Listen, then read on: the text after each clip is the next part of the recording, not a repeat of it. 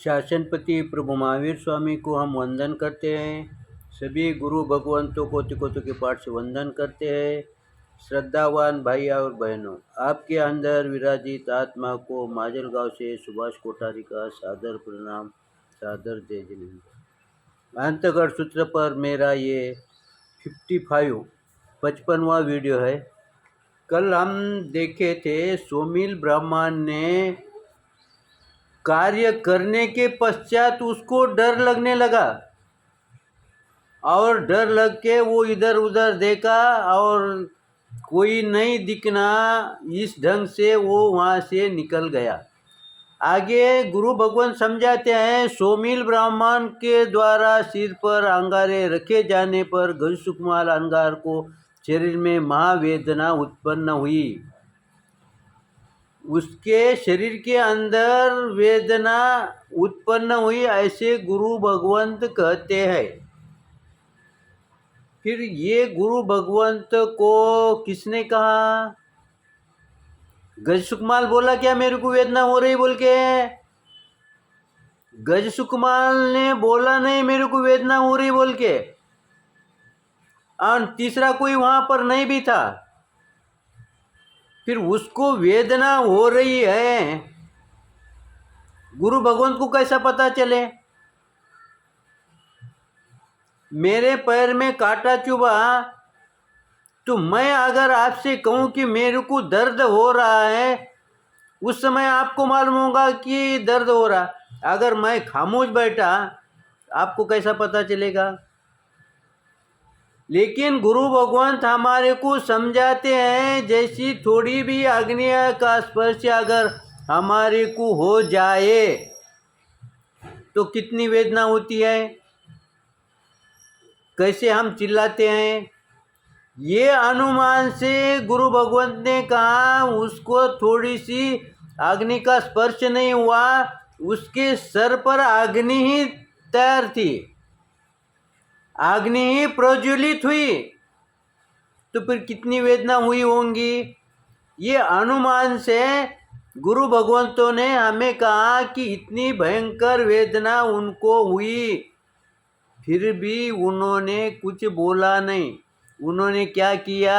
अपने को जो वेदना हुई ना, गजसुकमाल अंगार ने सोमिल ब्राह्मण पर लेश मात्र भी द्वेष नहीं, संभाव पूर्वक सहन किया। अब मेरे को वो ये समझाओ कि इतनी वेदना होने के पश्चात भी थोड़ी भी चीख क्यों नहीं निकली, थोड़ी भी आहट क्यों नहीं हुई? फिर गजसुकमाल को वेदना हुई, ये हम अनुमान से सिद्ध करते हैं। तो फिर उसका अनुमान से हम ये भी सिद्ध करते हैं कि भाई उसने चिल्लाना चाहिए, उसने अपने सर पर की अग्नि को बाजू को दूर करना चाहिए। फिर हम यहाँ तर्क ये देते हैं, तर्क सही भी होगा गुरु भगवंतों का, क्योंकि हमारी उतनी पात्रता नहीं है। क्योंकि गुरु भगवंत वह कहते हैं कि वह उच्च कोटि की आत्मा थी, वो सिद्ध के लिए प्रवृत्त होने वाले मार्ग पर अग्रसर हुए वाली थी, इसलिए उनको वेदना नहीं हुई। अब ये एक अनुमान हम सही करेंगे, सही मानेंगे, लेकिन दूसरा हम व्यवहार के दृष्टि से अगर हमने थोड़ा सा एक आधा उदाहरण, मैं आपको 2 उदाहरण देता हूँ जिसके कारण आपको समझ में आएगा कि उसको वेदना महसूस क्यों नहीं हुई। कल्पना करो, और आपने देखा भी होगा, कोई माता अपने एक 7-8 साल के बच्चे को या 4-5 साल के बच्चों को लेके कहीं अपने गांव जा रही है, पियर जा रही, ससुराल जा रही है, साथ में कम से कम एक बैग तो रहती है उसके साथ। और समझो, कल्पना करो बारिश के दिन है, चलते चलते रात का समय है और उसके गांव को जाने के लिए गाड़ी समझो 8 बजे पहुंचती होंगी और 7-7:30 बजे के अंदर गांव के नज़दीक ही अगर बस फेल हो गई और बस चलने के कार्य के करने में ठीक नहीं है, चल नहीं पा रही है, उस समय कंडक्टर ड्राइवर ये कहता है कि गाड़ी अब यहाँ से आगे नहीं जाती है, यहाँ से 3-4 किलोमीटर गांव है, अब आपको पैदल ही चलना पड़ेगा। उस समय वो माता अपने बच्चों को गोदी में लेती है, बैग हाथ में लेती है, कीचड़ का रास्ता है, फिर भी उसको वो 5-6 किलोमीटर कोई ज़्यादा महसूस नहीं होता, उसको उसकी तकलीफ़ भी नहीं होती है, क्योंकि उसको एक ही धुन है, मेरे को परिवार से मिलना है, मेरे को माता पिता से मिलना है, मेरे को भाई को मिलना है।